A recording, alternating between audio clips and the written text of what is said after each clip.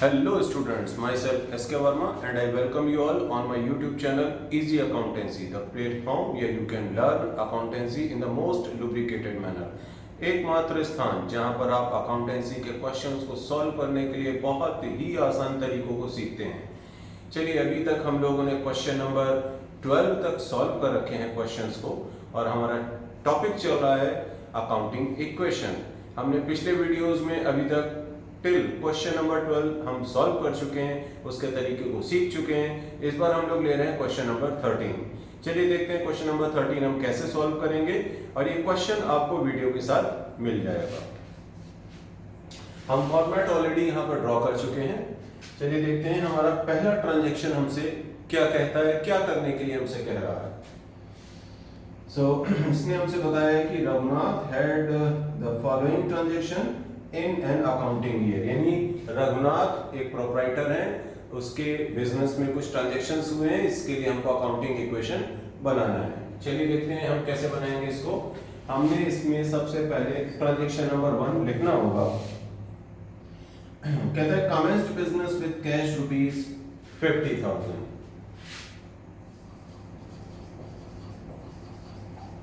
Commenced business with cash rupees 50,000। चलिए, आप में से अभी तक काफी लोग ये चीज समझ चुके होंगे कि कौन कौन से हेड्स यहाँ पर अफेक्ट कर रहे हैं। तो एक हमारा हेड अफेक्ट कर गया है कैश और दूसरा है कैपिटल। तो हमने पहला हेड यहाँ पर लिख लिया है कैश और दूसरा हेड इधर हमने कैपिटल साइड में लिखना होगा, तो दैट इज कैपिटल। ठीक है, तो कमेंस्ड बिजनेस विद कैश, तो कैश हमने इंक्रीज करना है यहाँ पर 50,000 से और इधर हमारा कैपिटल इंक्रीज कर जाएगा 50,000। अब हम लेंगे ट्रांजैक्शन नंबर 2। चलिए देखते हैं इसमें हमसे क्या कहता है, पेड इनटू बैंक रुपीज 10,000। तो नया हेड हमको यहाँ पर लेना होगा, that is bank. Paid into bank rupees 10,000। Transaction लिख लेते हैं हम, paid into bank rupees 10,000। Cash में हमारा 10,000 कम हो जाएगा और बैंक में हमारा 10,000 इंक्रीज कर जाएगा। और प्रीवियस ट्रांजैक्शन में हमें बैंक में इफेक्ट 0 कर देना है यहाँ पर और इसका कोई भी इफेक्ट हमारे कैपिटल पे नहीं पड़ रहा है। ओके, तो चलिए देखते हैं हमारा नया इक्वेशन हमें क्या मिल रहा है। तो न्यू इक्वेशन,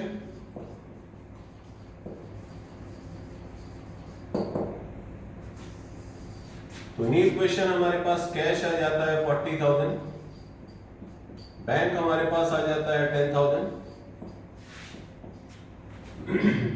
और कैपिटल हमारे पास आ जाएगा वही 50,000। ठीक है, तो इस तरह से हमने अभी तक अपने ट्रांजैक्शन नंबर 2 तक सॉल्व कर लिया है। देखते हैं ट्रांजैक्शन नंबर 3 हमें क्या दे रहा है।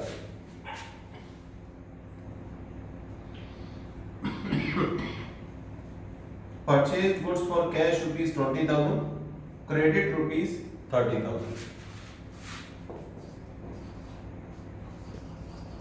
Purchased goods for cash rupees 30,000 and credit rupees 20,000। ठीक है, तो अब इसमें हमारे पास क्रेडिटर जनरेट होंगे, तो हमने एक नया हेड यहाँ पर लिख लिया, दैट इज क्रेडिटर। क्योंकि अगर हमने उधार गुड्स खरीदा है तो उसका इफेक्ट क्रेडिटर पे पड़ता है, तो प्रीवियस ट्रांजैक्शंस में हमें क्रेडिटर को 0 इफेक्ट दिखा देना चाहिए। और दूसरा इस बार हमारा क्या बढ़ने वाला है, असेट साइड में स्टॉक बढ़ने वाला है। तो स्टॉक हमने ले लिया है यहाँ पर। स्टॉक देखते हैं हमसे क्या कह रहा है। स्टॉक में हमने इफेक्ट दिखाया है 0। तो स्टॉक हम देखते हैं हमारा कितने से इंक्रीज कर रहा है। यहाँ पर हमने अभी इसको लिख लिया था, इसकी इंफॉर्मेशन हम ऑलरेडी नोट डाउन कर चुके हैं। ठीक है, तो स्टॉक हमारा कैश कम हो जाएगा 20,000 से, क्योंकि कैश में हमें स्टॉक ले रहा है 20,000 का। और क्रेडिट पे हम ले रहे हैं 30,000 का, तो अल्टीमेटली हमारा जो स्टॉक इंक्रीज होने वाला है वो कितने से, वो इंक्रीज होने वाला है 50,000 से, और क्रेडिट पे हमारा स्टॉक कितने का आ रहा है, वो आ रहा है 30,000। ठीक है, उधार हमने स्टॉक खरीदा है वो 30,000 30,000 का। चलिए न्यू इक्वेशन हम देखेंगे हमारा क्या बन रहा है यहां पर। तो न्यू इक्वेशन के लिए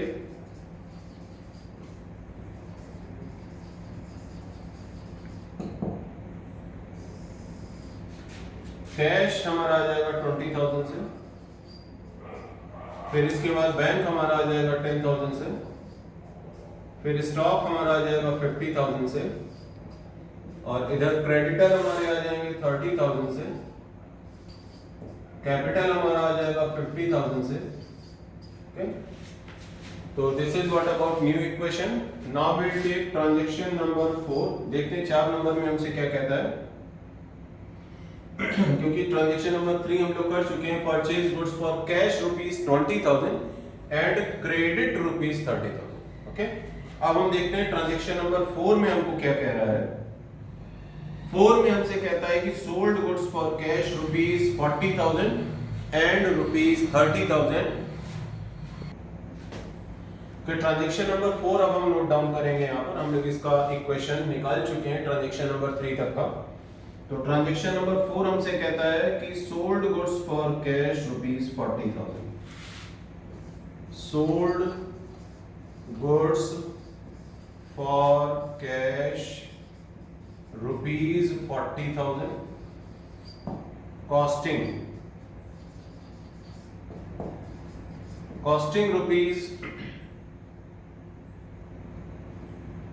₹30,000,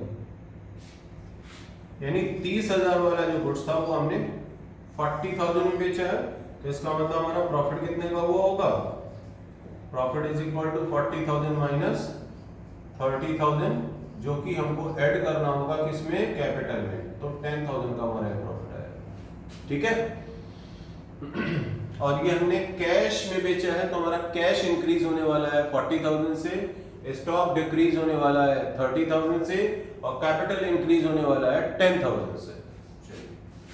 तो कैश हमने इंक्रीज करना है यहाँ पर 40,000 से, बैंक पे कोई इफेक्ट नहीं आएगा। फिर इसके बाद हमारा स्टॉक डिक्रीज कर जाएगा 30,000 से, और इधर क्रेडिटर पे कोई इफेक्ट नहीं आ रहा है, कैपिटल हमारा इंक्रीज कर जाएगा 10,000 से। ठीक है, अब हम निकालेंगे न्यू इक्वेशन एक बार फिर से।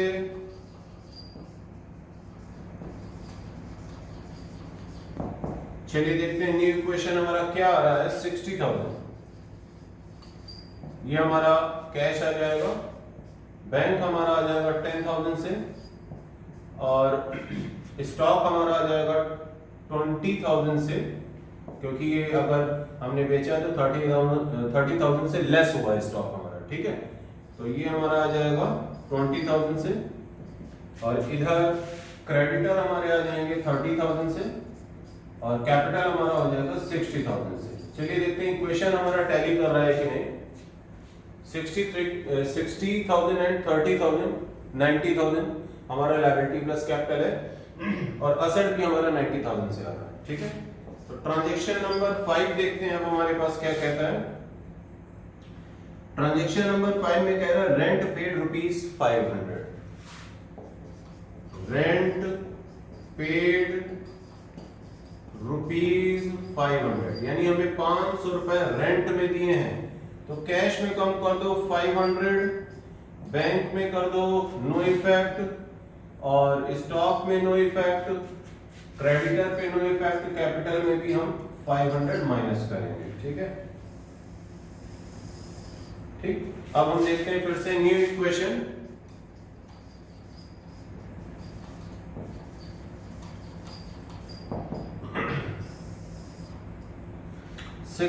$59,500 हमारा कैश आ जाएगा, 10,000 हमारा बैंक आ जाएगा। देखिए अभी तक बैंक में कोई ट्रांजैक्शन इसने नहीं बोला है। चलिए आगे देखते हैं, स्टॉक 20,000 से आ जाएगा, क्रेडिटर हमारे 30,000 से आ जाएंगे, और कैपिटल हमारा आ जाएगा 59,500 से। ओके, इसके बाद हम देखते हैं ट्रांजैक्शन नंबर 6 हमको क्या दे रहा है। ट्रांजैक्शन नंबर 6 में हमसे बोलता है कि रेंट आउटस्टैंडिंग ₹100। तो रेंट आउटस्टैंडिंग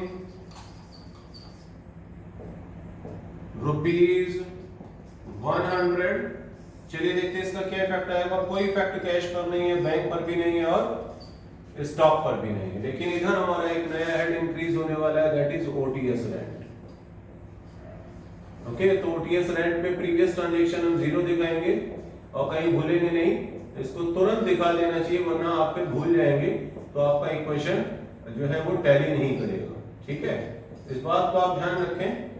और इसके बाद आप ये देखिए कि हमको यहाँ पर इफेक्ट इसका भी यहाँ दिखाना है। तो ओटीएस में हमने यहाँ पर 100 कर लिया और इधर इसका कैपिटल पे इफेक्ट भी 100 से ये माइनस हो जाएगा। कैपिटल हमारा 100 से माइनस हो गया और ओटीएस हमारा लायबिलिटी इंक्रीज कर गया 100 से। अब हम देखते हैं यहाँ पर न्यू इक्वेशन हम पहले निकाल लेते हैं। इस ट्रांजैक्शन तक तो हमको यहाँ पर कर लेना चाहिए, क्योंकि इसके बाद अगर हम करेंगे तो फिर वो आपको प्रॉपर्ली दिखाई नहीं देगा, इसलिए हम इसके बाद इसको रब करेंगे। ठीक है, तो ये हमारा हो जाएगा 59,500 कैश आ गया, 10,000 से हमारा बैंक आ गया, 20,000 से हमारा स्टॉक आ गया और इसके बाद 100 से हमारा ओटीएस आ गया है और 30,000 से हमारे क्रेडिटर आ रहे हैं और कैपिटल हमारा आ जाता है 59,400। ठीक है, तो इस तरह से अगर हम देखें यहाँ पर हमारा दोनों साइड का इक्वेशन जो है टैली कर रहा है कि नहीं, एक बार फिर से हम देख लेते हैं। तो 59,000 और 30,000, 89,500 हमारा इधर आ गया और इधर भी हमारा 89,500 आ गया। ठीक है, तो this is till transaction number 6 हमारा न्यू इक्वेशन हमको मिल गया। अब हम इसको रब करेंगे। ओके,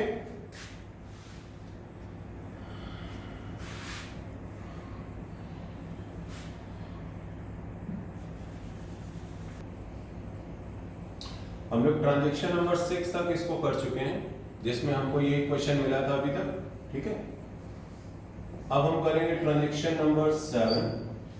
तो ट्रांजैक्शन नंबर 7 में हम देखते हैं हमें क्या दे रहा है। कहता है कि बॉट फर्नीचर ₹5,000 ऑन क्रेडिट।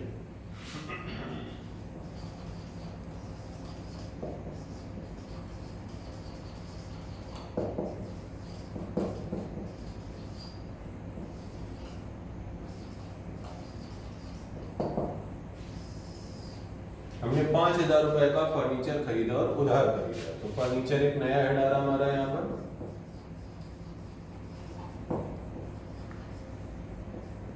और इधर हमारा एक नया हेड आ जाएगा वेंडर फॉर फर्नीचर।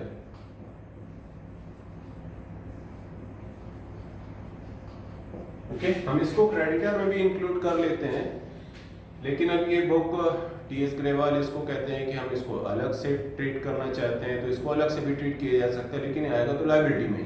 ठीक है, तो बॉट फर्नीचर ₹5,000 ऑन क्रेडिट। तो कैश पे कोई इफेक्ट नहीं है इसका, देखिए बैंक पे भी कोई इफेक्ट नहीं है, स्टॉक पे भी इसका कोई इफेक्ट नहीं है। फर्नीचर हमारा यहाँ 5,000 से इंक्रीज कर रहा है और प्रीवियस ट्रांजेक्शन में हम इसको 0 कर देंगे। और इसके पहले भी जितने भी ट्रांजेक्शन अपने किए हैं उसमें वहां पर आप जब यहाँ पर एक नया हेड आप ला रहे हैं तो इसका इफेक्ट प्रीवियस ट्रांजेक्शंस में आपको 0 रखना होगा।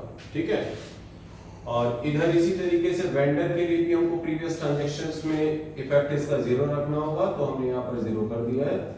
और इस ट्रांजेक्शन का यानी ट्रांजेक्शन नंबर 7 का इफेक्ट अब हम देख रहे हैं, तो it is 5,000 here for vendor as well, यानी वेंडर भी हमारे 5,000 से इस ट्रांजेक्शन के बाद से आपको शो करने होंगे। प्रीवियस में आप इसके लिए 0 रखते जाएंगे। तो टीएस रेंट हमारा आ गया 0, नो इफेक्ट, क्रेडिटर 0 और कैपिटल भी 0, नो इफेक्ट। चलिए देखते हैं आगे। तो न्यू इक्वेशन अब हमारा आने वाला है। देखिए ट्रांजैक्शन नंबर 7 के बाद न्यू इक्वेशन हमारा क्या आ रहा है।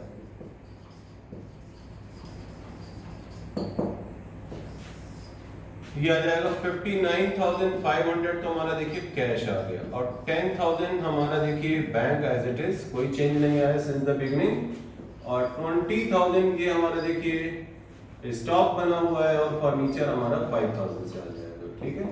और इधर हमारा वेंडर फॉर फर्नीचर 5,000 से लायबिलिटी में आ जाएगा, ओटीएस रेंट हमारा 100 आ जाएगा, क्रेडिटर हमारे 30,000 से आ जाएंगे, और कैपिटल हमारा 59,400 से आ जाएगा, ठीक है।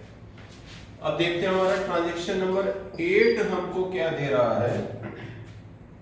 Bought refrigerator for personal use ₹5,000।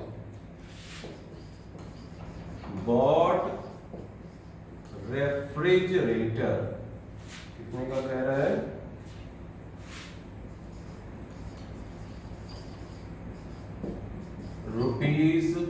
₹5,000, यानी हमने 5,000 रुपए का एक रेफ्रिजरेटर खरीदा है, और ये पर्सनल यूज के लिए खरीदा है।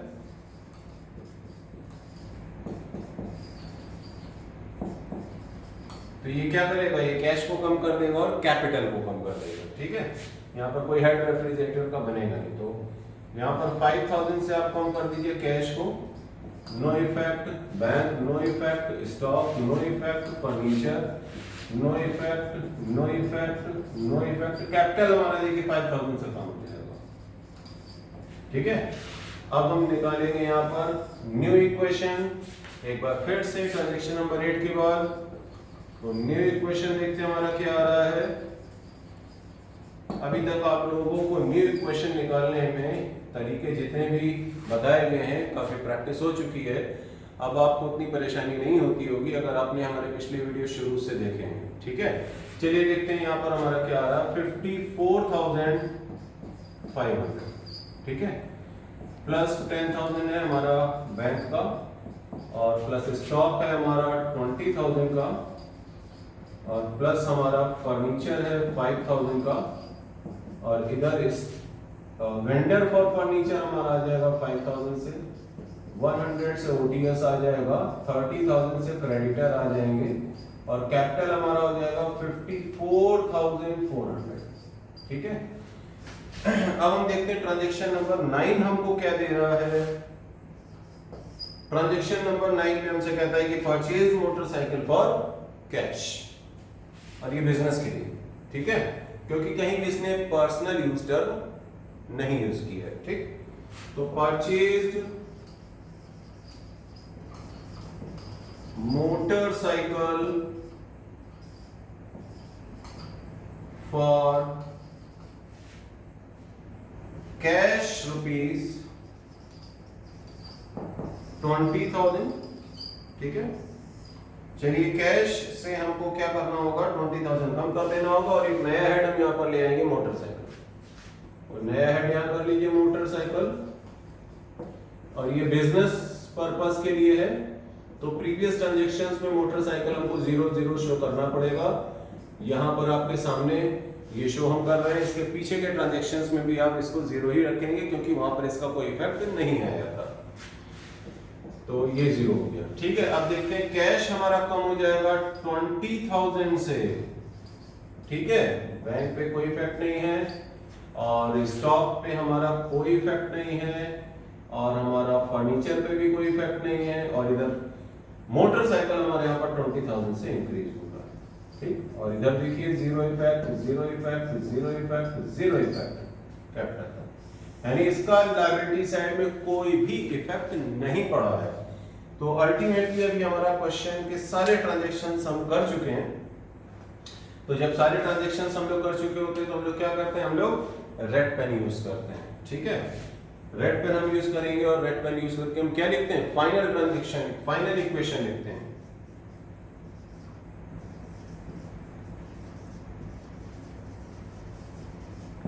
तो देखते हैं हमारा फाइनल इक्वेशन क्या आ रहा है। कैश हमारा हो जाएगा 34,500, और बैंक हमारा आ जाएगा 10,000, फिर स्टॉक हमारा आ जाएगा 20,000, फिर फर्नीचर हमारा आ जाएगा 5,000, and motorcycle will be 20,000। Other side vendor for furniture 5000, ठीक है। तो वेंडर फॉर फर्नीचर देखिए हमने 5000 यहां पर लिखा है अभी, ठीक। इसके बाद ओटीएस रेंट हमारा आ जाएगा 100, ओटीएस रेंट हमारा आ गया यहाँ पर 100, और इसके बाद हमें लिखना है क्रेडिटर, तो क्रेडिटर हमारा आ जाएगा यहाँ पर 30,000 से, और अल्टीमेटली हमारा कैपिटल कितने का आ जाएगा 54,400 से। तो 54,400 से हमने ये कैपिटल लिख दिया, ठीक है। और अब हम एक बार इसको फिर से चेक करेंगे कि हमारा इक्वेशन टैली कर रहा है या नहीं। चलिए देखते हैं।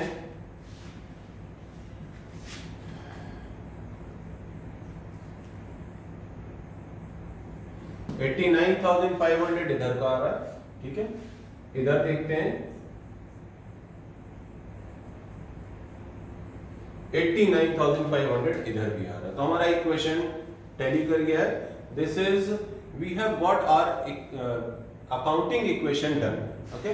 अभी हमारा अकाउंटिंग इक्वेशन हमने कंप्लीट कर लिया। देखते कहीं कहीं हमसे बैलेंस शीट के लिए तो नहीं पूछ रहा है क्वेश्चन में। अच्छा, ये क्वेश्चन अभी हमारा थोड़ा सा और बाकी है कि स्टेप अभी इसमें हमको और करना होगा, और हमारे पास अब नीचे सफिशिएंट स्पेस नहीं है, तो हम एक बार फिर से इसको रब करेंगे, ठीक है। और ये इक्वेशन हमको याद रखना है जो फाइनल इक्वेशन है, क्योंकि इसके बेसिस पर ही हमको बैलेंस शीट बनानी होगी, ठीक है। चलिए हमने अभी तक अपने अकाउंटिंग इक्वेशन को कंप्लीट कर लिया था, और अब हमें इससे उस अकाउंटिंग इक्वेशन से हमें क्या बैलेंस शीट बनानी है, ओके।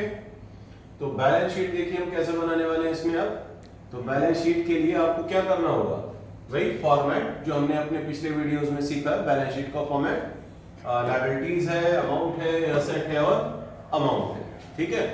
तो लायबिलिटीज में हमारे पास है सम अकाउंटिंग इक्वेशन से हमने यहाँ पर उतारने हैं। तो देखिए क्रेडिटर हमको एक हेड मिला था वहां पर, आउटस्टैंडिंग रेंट हमको एक हेड मिला था, वेंडर फॉर फर्नीचर हमें हेड मिला था, और कैपिटल का हमें एक हेड मिला था। तो सभी हेड्स जो लायबिलिटी को बिलोंग करते हैं वो हमने यहाँ पर नोट डाउन कर लिए, और इनकी अमाउंट भी हमने इधर नोट डाउन कर लिए। फिर हमने जो कैश के हेड्स थे उनको यहाँ पर नोट डाउन करना है। तो असेट्स के हमारे जो हेड्स थे उसे नोट डाउन करना है। तो हमारे पास कैश है, बैंक है, स्टॉक है, फर्नीचर है और मोटरसाइकिल है। तो ये देखिए हमको पिछले ट्रांजैक्शंस जो हमने किए थे उस पर जो इक्वेशन हमने बनाया था अकाउंटिंग इक्वेशन फाइनल वाला, उसी को हमने यहाँ बैलेंस शीट में उतारा है, ठीक है। तो कैश हमारा था देखिए 34,500, बैंक का हमारा 10,000, स्टॉक का हमारा 20,000, फर्नीचर का हमारा 5,000 और मोटरसाइकिल था हमारा 20,000। तो इस तरीके से हमने उस फाइनल इक्वेशन को यहाँ पर कॉपी किया है, ठीक।